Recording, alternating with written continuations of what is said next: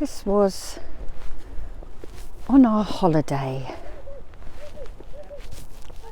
list. Every summer we would bring the children here. We would watch the jousting, we would watch the nappers making arrows. This place holds very happy memories. Here's another tower. A watch out.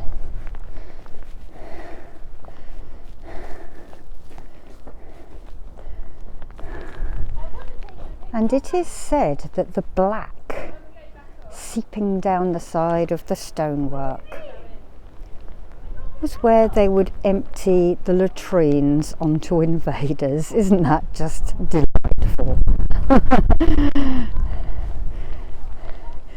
So now we are coming up to the inner keep. And that doorway that we're walking into would have been the second wrought iron gate that they would have had to have breached. I'm just going to show you the views before we go in.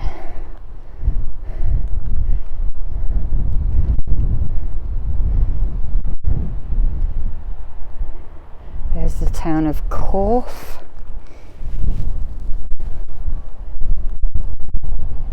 And I have actually walked from the furthest part of land that you see. I have walked all along the top here.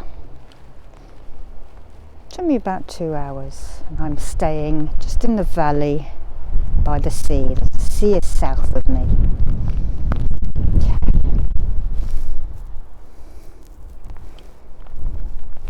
So let's enter Corfe Castle.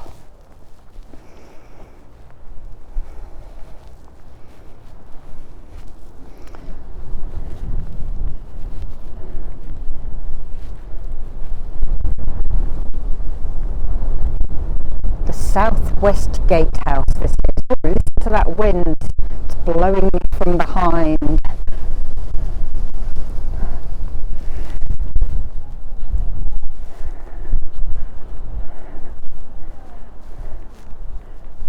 And as I look in this direction,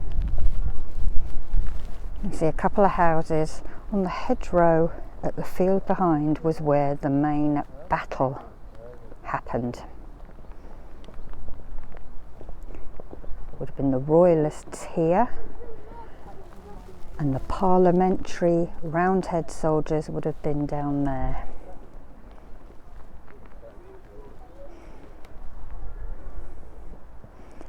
And this battle raged for days, apparently.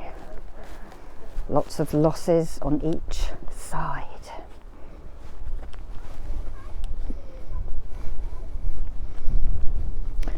As I said, that was about, I don't know, 1658, something like that. But if we go back in time, maybe even between the 11 and 1300s, I would have to look at my history books, we have the Plantagenets. Look at that. The Plantagenets. Henry I, who married Eleanor de Aquitaine from a very huge and rich region of France. So it united our countries. And then she had, I think, 3 boys. Probably a number of girls, but they didn't count. They were just married off to make treaties. But the first son, I think, died.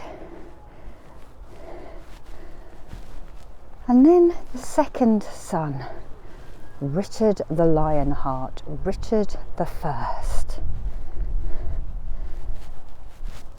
somehow got delayed and entrapped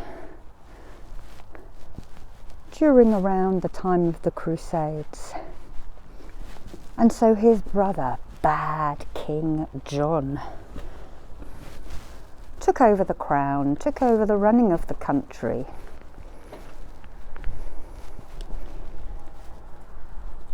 And it is said that he literally died on the toilet here. A bit like Elvis. Bad King John, and he was a tyrant. He would lock women in dungeons and starve them to death. He was dreadful. But it is said that he gorged on apricots and then drank. So the fruit fermented in his stomach and he got alcohol poisoning and died. And it is said it happened here.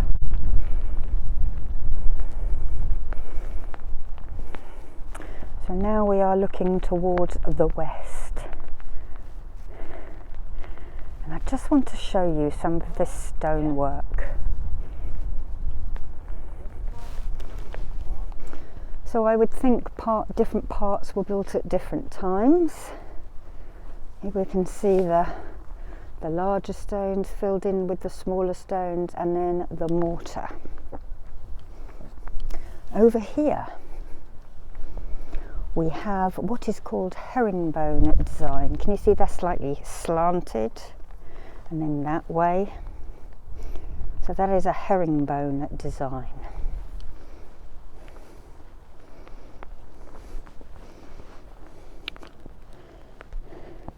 A little drainage area here, probably, yes, blocked up with stones and things, but I suppose water would have run out, waste.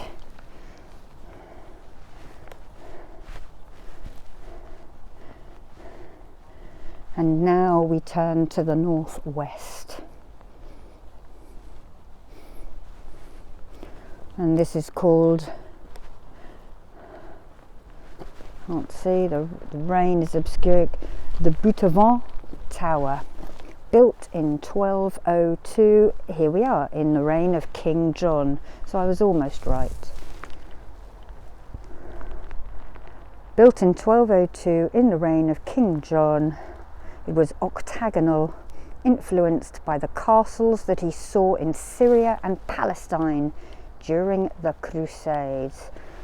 If I bend down a little bit, you can see a picture. So it would have been stone and then there would have been wood on top. People going in and out of this turret here. Okay. Right.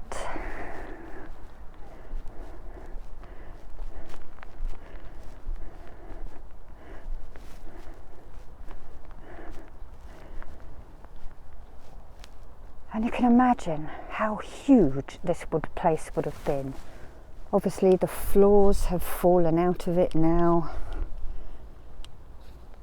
but we are looking at 3 stories, and it would have been, as I said, gleaming white. It would have been whitewashed and packed with chalk from the chalk cliffs where I walked from, which I will be doing another video of tomorrow.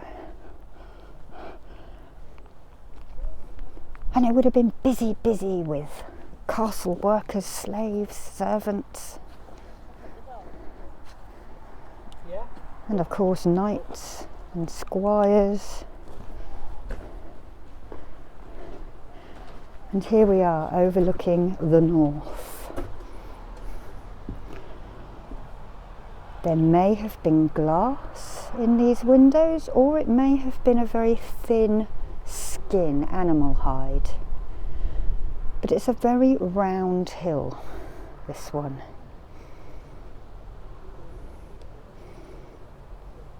And we look northwards over this Isle of Purbeck.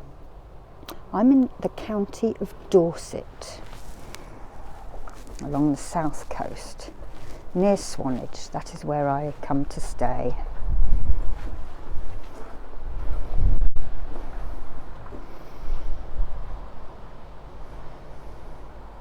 And there's so many walks around here. I shall be doing another video from a place called Godlingston Heath, which is that way. And this whole area is rich in shale gas. So they have been fracking here for at least 20 years. It's a different kind of fracking. It doesn't go as deep as the one that is causing problems, because this area is rich in oil, rich in iron, and rich in the gases that we use.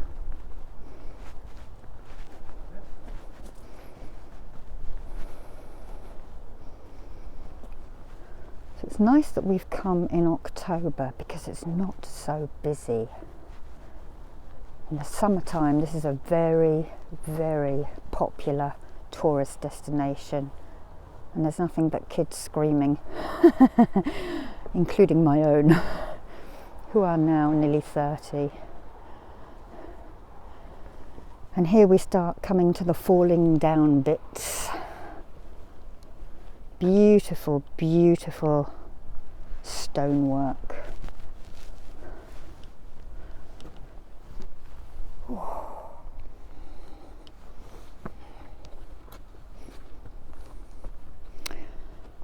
So the history of the English monarchy is absolutely fascinating, especially the Plantagenet or Plantagenet era. Saxon is earlier, and yes, that's very interesting as well, but that doesn't grip me as much as the intrigue of kings and treachery. I'm a very big history buff, as you can probably guess. So this is the area we have just been walking around.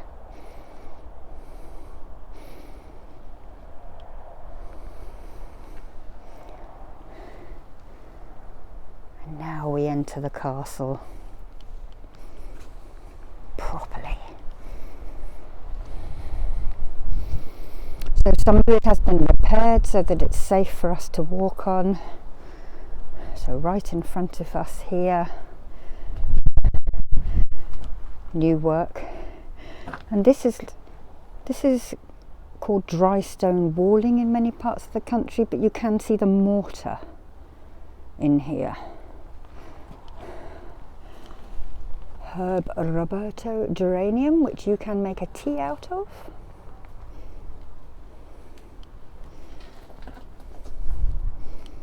And look how thick these walls were. This wall here, if I step back, it is on its side. Can you see how thick that is? Your arrows are never going to get in. You're not really going to be able to set fire to that, although I can see that the plaque has been fired.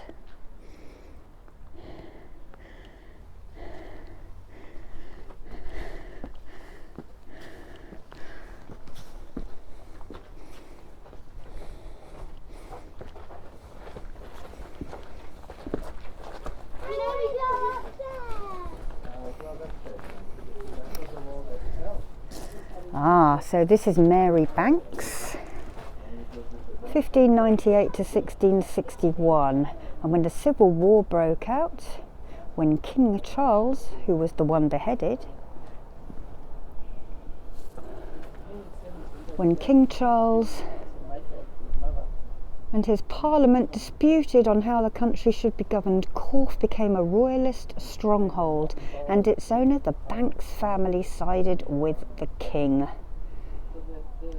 This infuriated the parliamentarians, who made several attempts to take the castle.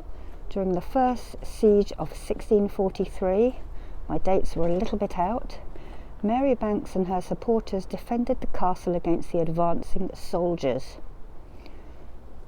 During the second siege in 1645, Mary was betrayed, and Lieutenant Colonel Pittman sneaked the parliamentarians in, and the castle fell. For her resilience and courage, Mary was allowed to keep the castle keys and seal. and she would see the royal family regain the throne in 1661. So that is a portrayal of her, and there's her key. And look how slanted these walls are. Oh. Okay. This is a great place for kids to run around, if you don't mind the noise. And remember, we were all children once. Okay.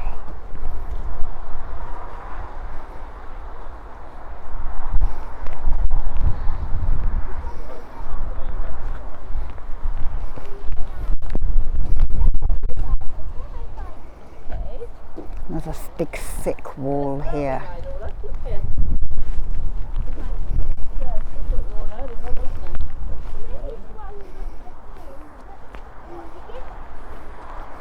Let's walk around the edges first.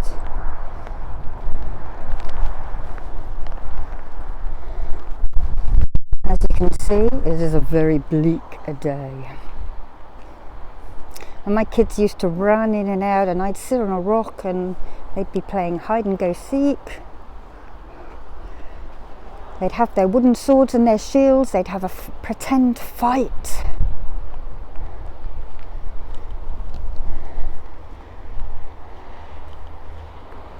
Look at all the ivy, the gort growing up, possibly holding it together.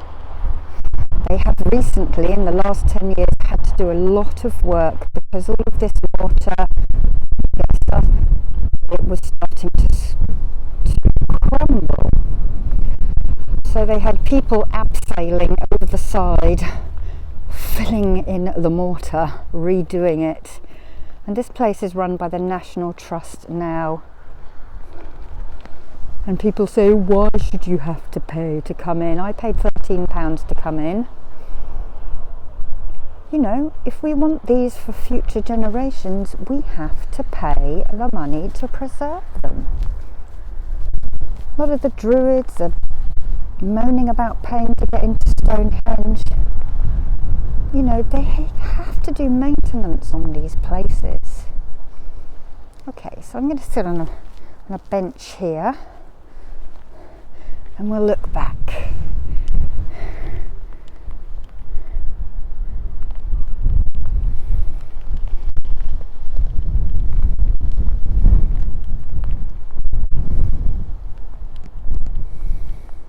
So it was a big place.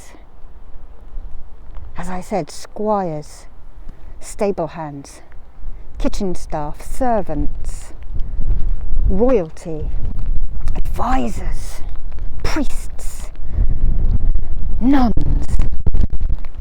So many people.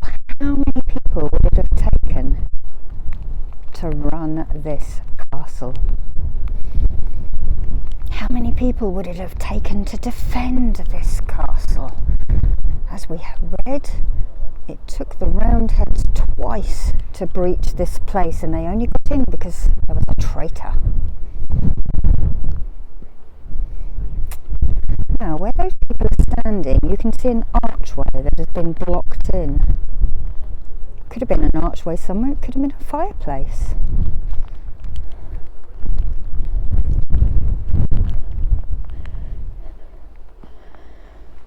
Let's walk through some twisty turny bits. You can see where the first floor was by that horizontal line there.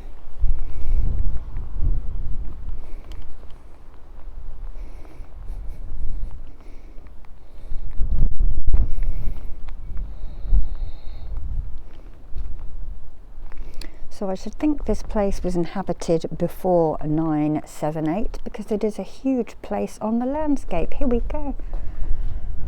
Different coloured brickwork.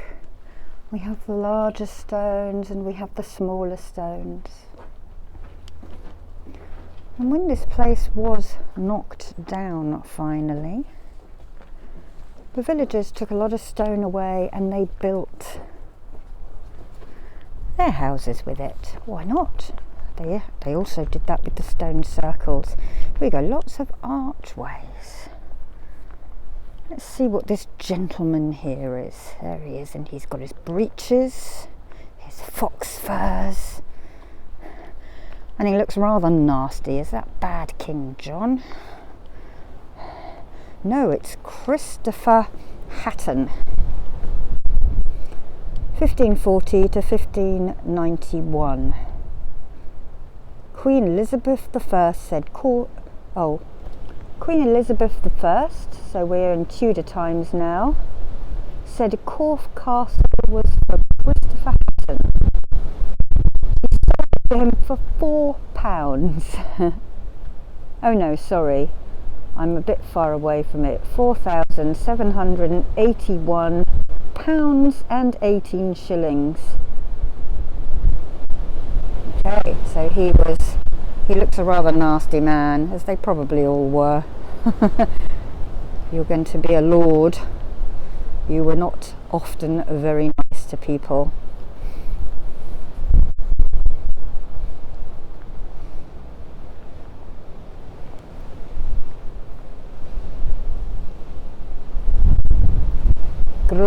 Gloriettes, whatever that means. And we'll go and see that picture over there of whoever that was. I wonder if that's Maud. There is a Matilda or a Maud attached with this place as well, and I think she was locked in the dungeon somewhere and starved. But I might be wrong. I've read so much history that a lot of it blends in, but she is wearing Plantagenet clothes. Ah, Matilda. Yes, Matilda married William de Bru, who was a faithful supporter of King John. And King John ordered William to surrender his sons as a mark of his loyalty, and Matilda refused. Matilda and one of her sons were seized by the King's Knights in Scotland and imprisoned in Corfe. Matilda offered to pay 50,000 marks, which was about £80 in today's money, to save their lives, but her husband tired of the country and abandoned them. Matilda and her son were imprisoned and their food was cut off, so poor Matilda starved here. That is why we call him Bad King John. Okay, now we get a better view of the town from up here. We're almost at the top, and it's a very pretty town. It is a chocolate box town, we call it. On all the postcards, all the houses made of that grey stone, and that ridge of hills in the back. Over there is the sea. We've walked all the way up there, and now we're heading to the highest keep. Okay. Now,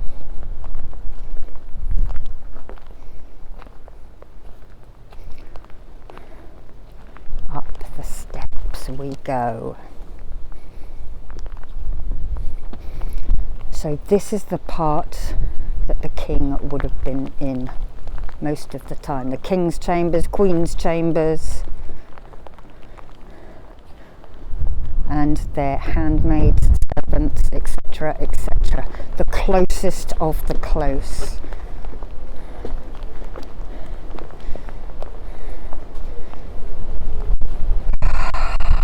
Let's wait here, let's go up so you can see it all. Oh, and I'm leaning over backwards.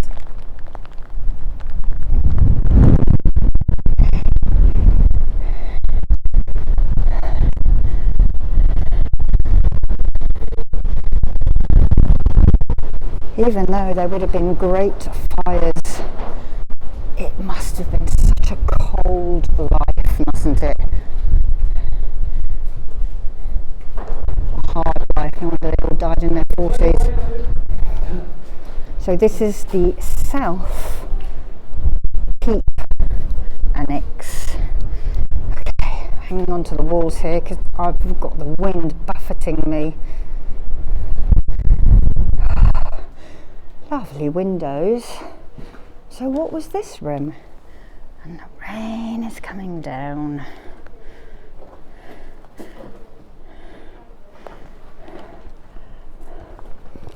The garderobe, built a few years after the keep, included the King's Chapel and his toilet. The servants would have been on below. So this was a toilet, a latrine, and then they would have, oh, you're going to get drunk, tipped it out of the window on the invading soldiers. They would have done hot burning tar, all of the kind of warfare that you would have seen in the Vikings on Amazon. Right, I've got to be really careful now because the wind is so strong and it's very wet. Okay. You can probably hear it on the microphone.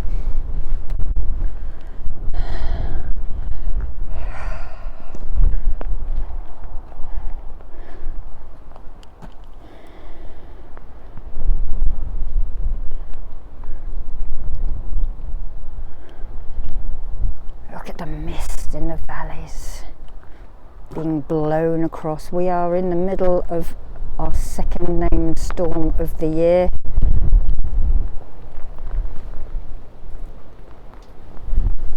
So this is King Stephen's siege castle. Okay, let me tell you about King Stephen. Was another usurper.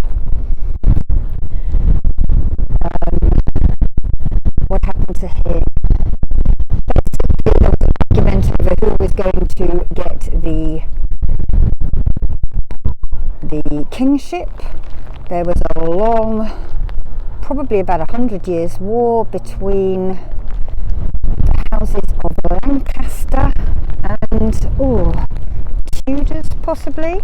If you've seen Tudor emblems of white and red roses, that is what you are seeing. King Stephen was on one side, and I can't remember who the others were on the other side. And King Stephen was an usurper who raced and collected the crown, and he robbed it from Empress Matilda, who married a German, and she had to raise an army to fight King Stephen. And she entered British waters at a river not far from where I live. So I live further to the east and Cornwall is to the west, and she entered the River Ada near me, and then they marched and fought. So he has helped out here as well. Here we go, look at this archway. Not sure what this would have been.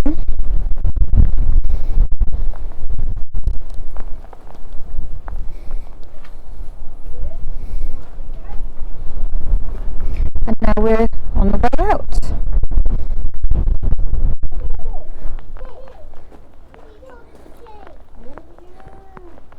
So the outer bailey, the green that we walked over first, was a peaceful place. It was not always that way. When the castle was being built and lived in, it was very busy with workshops, storerooms and dwellings, and there were horses and carts coming and going.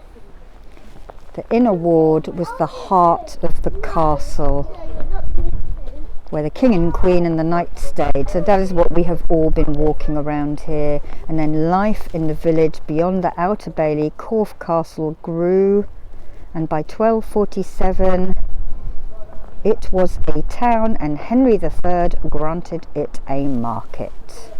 So you would have had blacksmiths, fletchers who made arrows, falconers with their birds, stonemason building and repairing, and women payment made for services, cleaning, etc, etc. And now we're back here. Okay, and now I think I'm going to head for a pub to warm up. So we will walk out of this stunning place. I would have spent a lot longer here had it not been throwing it down with rain. Okay.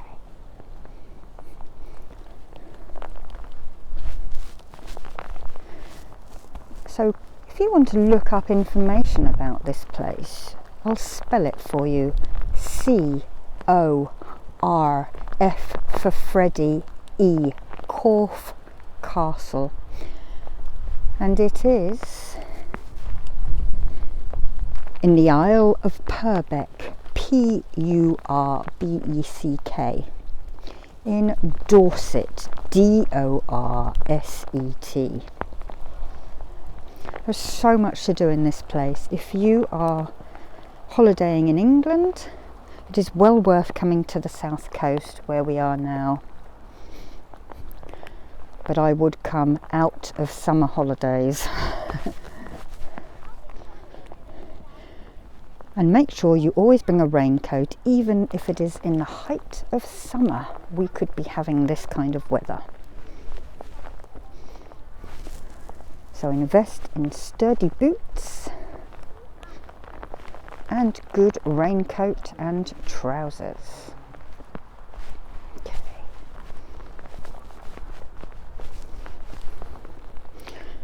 And there really is so much to do around here. There are amazing coastal walks.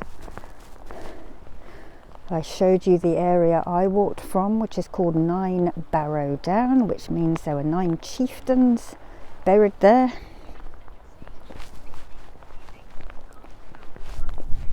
There you go, somebody's listening to something. So you can get guides. Obviously that gentleman was listening to a guided tour. You can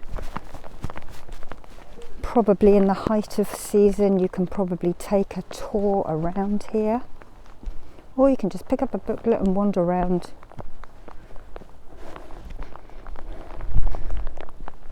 Now we are coming out.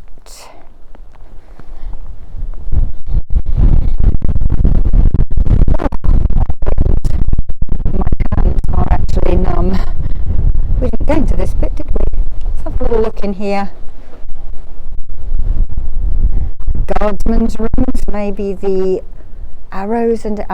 this looks like bad King John. No, this is Edward II. 1284 to 1327. What does it say about him? Unpopular king, spent too much money fighting the French. Yes. Yes, and in 1325 he had... The relationship between France and England was so bad he sent Queen Isabella and the oldest son to negotiate peace. When he summoned them back, they refused, and eventually they returned to England, bringing an army with them to take the crown.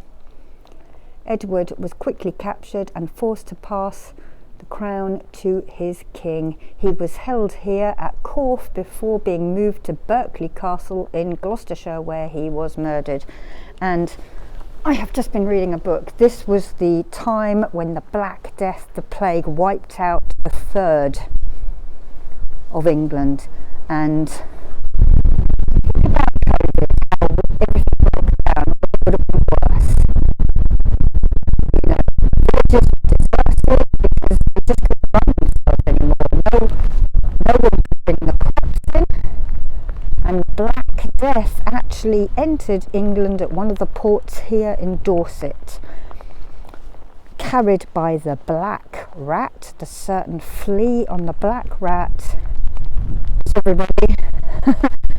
And then they had this dreadful death. So that would have been in his time and his son's time, and I think they had one huge plague, and then probably about 10 years it came back, but originally it came from Florence and Venice and Italy, so brought on the trading ships. And of course we have had a similar taste of that in the last 4 years, haven't we? But the difference in our time is that we understood about cleanliness. In the sort of 1300s, the monks were still putting goat dung as poultices on cuts. Goat's dung, sheep's dung, rose water, which is still good, it cools people down, and prayers. You know, and they probably finished you off rather than made you better. And a lot of the nuns would battle with the monks because the nuns were the ones doing the caring. But the monks would be studying the Greek humours, and it was pretty much guesswork, wasn't it?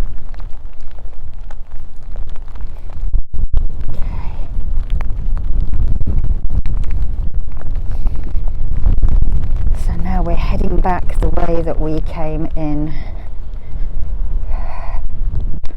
Ah, these are interesting. These are called stocks. So if you were a naughty person and it wasn't too serious, you would have to put your head through there and your hands through there, and you'd be pelted with tomatoes for a day or two and rotten food, and people would tease you, and that was punishment. What have we got here? Would this be perhaps how they practice building? Ah, here we have some shields.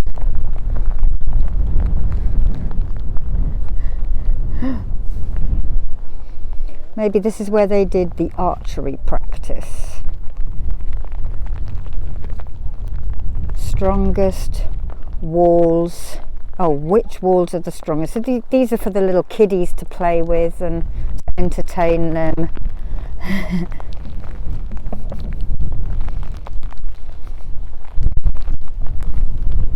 Oh, let's go and have a look over here before we leave. And I think we'll head first to this daub and wattle hut. So this is the kind of thing the peasants would have lived in. Okay, so you had a timber frame, and then this would have been a mixture of straw.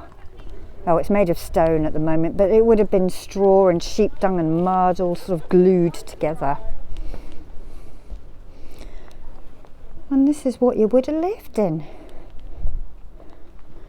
A table. What have we got here? Pottery fragments and shards. Body shards. Angle it down. Body shards. Handles. Bases. And rims. So this is all the pottery bits they're finding around here. Okay. You would have had your baskets, your sheaths of corn wrapped. What they're tied up with is not true. They would have plaited the corn together to make the sheaves. There you have your ale and your wine, flagons and jugs. Over here we have a mill to grind your wheat and your corn on. See the grain on it. And somewhere there's your blankets, your pails, your toilet pail, your water pail, and your washing pail. Okay. And here I was talking about windows earlier. Look, fabric or skin, animal skin, either very rich or wood, as here. Let's look at the ceiling. There we are, that's how they'd have made a roof. And they would have thatched it. So of course, fire was a big issue, very cold and drafty. Oh, look at that, I love these kind of chairs. Absolutely beautiful. And here we are, you can see inside everything compressed together. Okay. Okay. And there's our magnificent castle again. Right. What is this?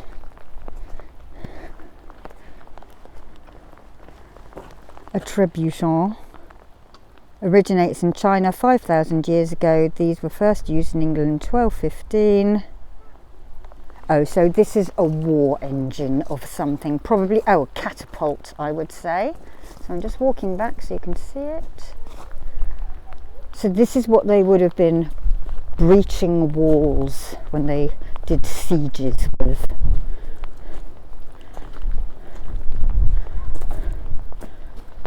Oh, it's a hammer. Look, they would, you know, pull that, and then that hammer would bash, bash, bash. Okay.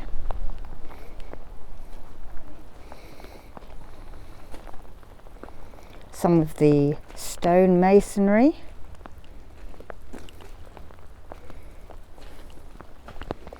Coats of arms. Ah, pelican. Now, this is a very Plantagenet symbol. Henry I, his children were squabbling so much, he likened himself to a pelican. When she cannot find food, she lets her children bite her and suck the blood. There we have a goose on the edge of that one. You see the goose? Behind we have the gargoyle or the green man. And I think that one's either a phoenix or an eagle. Okay. Here they've made a door again so that you can see what it would have looked like.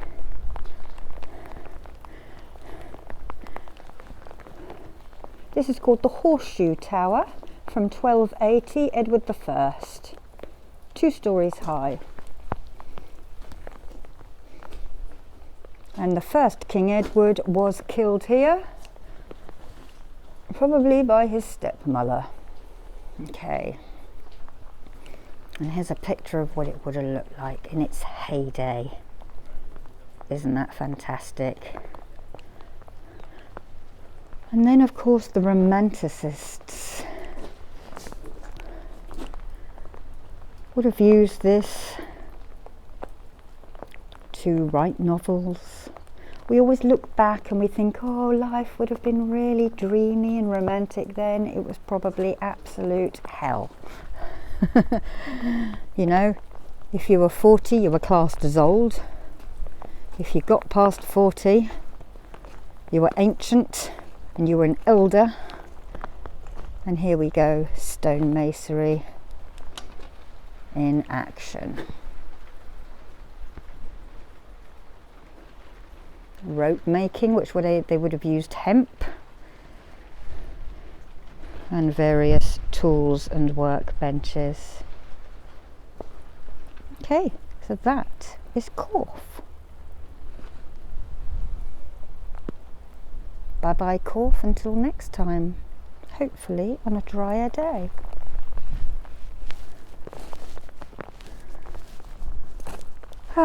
So thank you for watching this out and about in the wilds of southern England. And I'm absolutely dripping now. My hands are cold and numb and dripping.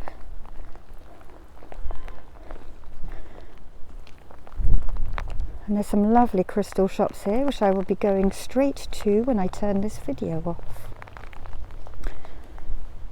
So the gates lock at 5. I think you can come in from about 10 to 5 here. Last admission 30 minutes before closing. And there's a pub there, and there's a pub on that side as well. There's so many eateries here.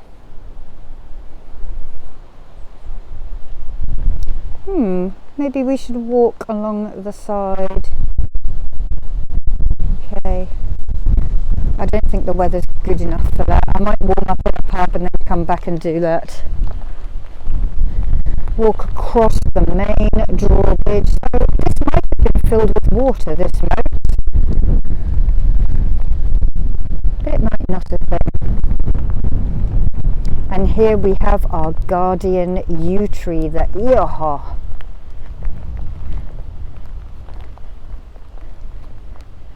The ancestors guarding Corfe Castle. Okay, right. I'll see you next time. Thank you for watching, and I hope you found this interesting. Bye bye now.